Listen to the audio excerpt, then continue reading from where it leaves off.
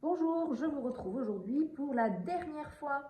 Et oui, nous sommes le vendredi 19 juin et c'est le dernier jour où certains enfants sont encore à la maison pour travailler.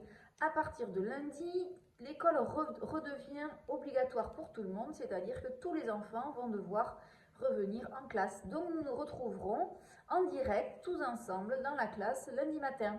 Donc sans plus tarder, je vous parle de la dernière lettre que vous aurez travaillée à la maison. C'est donc le R, R en bâton, R en script, R en attaché. Ici, le R, on le retrouve et on voit le dessin d'un roi. Roi, le R fait le son R. Vous devez certainement vous en souvenir. Alors dans le mot roi, nous avons le O et le I qui se mettent ensemble pour faire un nouveau son.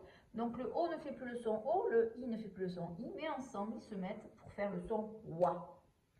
Vous retrouvez les trois rectangles, toujours les mêmes.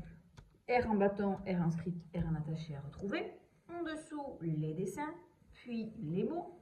Premier dessin, hop, nous voyons le R, et c'est un écureuil. Dans écureuil, j'entends bien le R. À côté, c'est un rat.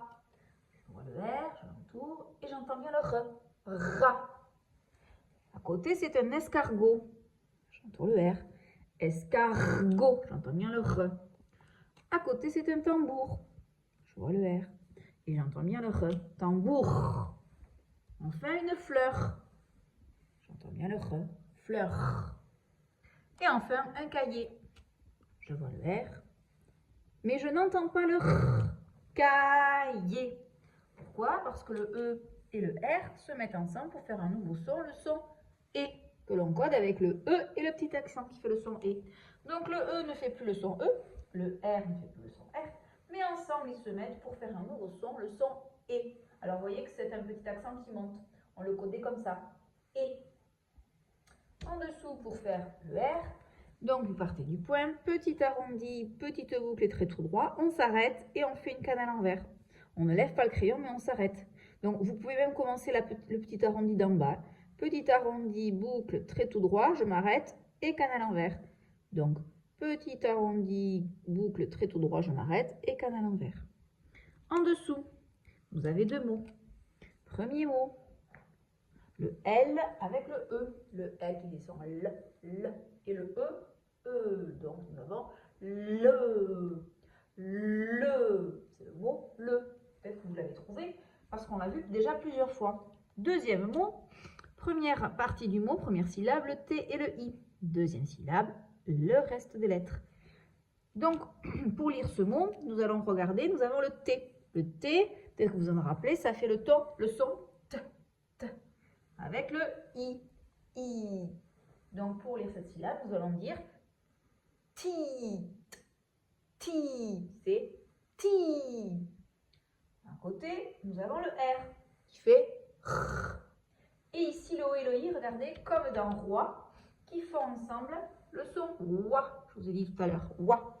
Donc, nous avons le R qui fait R. Puis O et I qui font le son roi. Donc, ça fait roi. Et enfin, le R à la fin encore. Donc, ça fait roi. Donc, nous avons T et I, ti. Roi, ça fait roi. Donc, c'est tiroir. Le tiroir. Et vous voyez le dessin d'une commode avec trois tiroirs, donc celui du milieu qui est ouvert. Donc pour écrire le tiroir, on fait une grande boucle qui en arrondi pour le L, spirale passée sur le pic en arrondi pour faire le E. Ensuite, on fait la petite accroche qui monte en oblique. Pour le T, on part bien d'en haut, canne à l'envers, un petit trait tout droit, pardon. Le I, une canne, le petit point. Le R, arrondi, boucle, trait tout droit, canne à l'envers.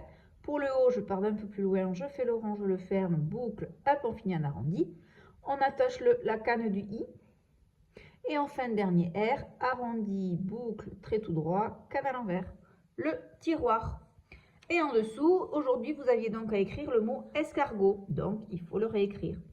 Alors là, vous n'avez pas, on ne voit pas très bien les petites lignes, donc vous pouvez demander à vos parents de vous les retracer si vous voulez. Donc, un E, donc trait oblique, je passe par-dessus le pic arrondi. Le S, c'est un trait oblique, une petite goutte.